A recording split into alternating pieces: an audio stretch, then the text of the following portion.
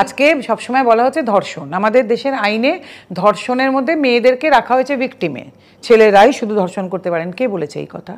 ভারতবর্ষে তো 18% পুরুষ মানুষের ধর্ষণ হয়, মেয়েদেরকে তো ভাবাই হয়নি তারা প্রিডেটর হতে পারেন। কেন মেয়েদের মধ্যে ধর্ষকামিতা নেই, এ কথা কে বলেছে? বলেছে কেউ? ধর্ষক কেন হতে পারেন না? কেন মেয়েরা ধর্ষক? আমি এটা জানতে চাই। কোনো মেয়ের মধ্যেও তো এই প্রবৃত্তি থাকতে পারে, কেন থাকবে নাই বা?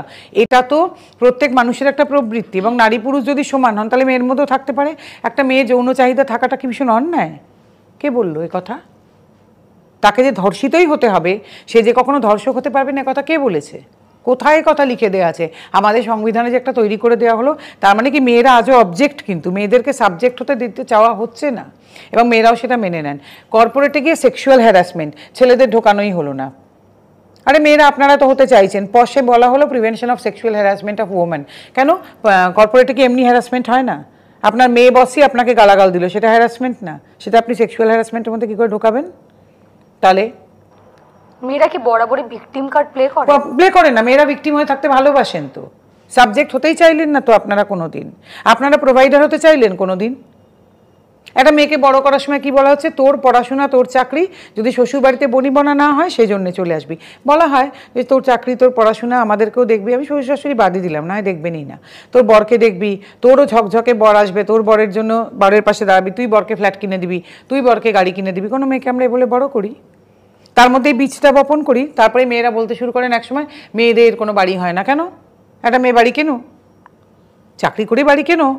তুমি বসে আছো, শ্বশুরবাড়ির সম্পত্তি নেবে, বরের সম্পত্তি নেবে, ভাইয়ের সম্পত্তিতে ভাগ বসাবে। কেন এই মনোভাবে আমরা মেয়ে বড় করব? কেন? একটা ছেলেকেও যেমন বলি তোর দায়িত্ব আছে বাবা মার প্রতি, এই তোকে ফ্ল্যাট কিনতে হবে, গাড়ি কিনতে হবে, তাটা মেয়েকেও এভাবে কেন বড় করছি না আমরা? কেন তার মাথায় এটা ঢোকাচ্ছি যে তোর চাকরি, তোর পড়াশোনা, যদি তোর ভবিষ্যতে বনিবনা না হয় শ্বশুরবাড়ি আর বরের সঙ্গে, যাতে তুই আলাদা থাকতে পারিস। ছেলেদের সেটা বলি যে তোর যদি না পোষায় বউয়ের সঙ্গে, তাহলে তুই যাতে আলাদা থাকতে পারবি। কই ছেলেরা তো এভাবে বড় হয় না। ছেলেরা প্রথম থেকেই জানে তাদের দায়িত্ব নিতে হবে। মেয়েদেরকে তো সেটা শেখাচ্ছি না আমরা। নিজের বাবা মার দায়িত্ব নিতে কজন মেয়েকে শেখাচ্ছি? কোনো কোনো মেয়ে মনে করেন তাদের দায়িত্ব নেওয়া উচিত, তারা নিচ্ছেন। তাই জন্যে আমাদের তো বড় করাটাই ভুল। আমরা মেয়েদেরকে প্রোভাইডারও তো শেখাচ্ছি না। এদেশের আইন হওয়া উচিত মেনটেনেন্সের, যে খোরপোশের আইন হওয়া উচিত, যে যে বেশি মাইনে পান তিনি খোরপোশ দেবেন। আমি ধরে নিলাম খোরপোশের আইন রাখা হবে, অ্যালিমনি। আমাদের তো আবার ডাউরি ভীষণ অন্যায়, খোরপোশ ভীষণ ন্যায়। বন আবার পণ দেওয়া নেওয়া দুটোই কিন্তু অপরাধ। কিন্তু আজ পর্যন্ত কোনোদিন শুনেছেন পণ দেওয়ার জন্য কোনো মেয়ের বাবাকে ধরা হয়েছে? ধরা হয় না কিন্তু। তাহলে কেন পণ দিচ্ছেন? কেন আপনি পণ দিয়ে মেয়ের বিয়ে দিচ্ছেন কেন? দেওয়া তো উচিত না। সেই মেয়েই বা বিয়ে করছে কেন? বরং গ্রামের দিকে কিছু কিছু মেয়ে অনেক স্মার্ট আজকাল, পণ দিলে আর বিয়ে করছেন না, চলে যাচ্ছেন। এখানে শহরে শুনেছেন কজন?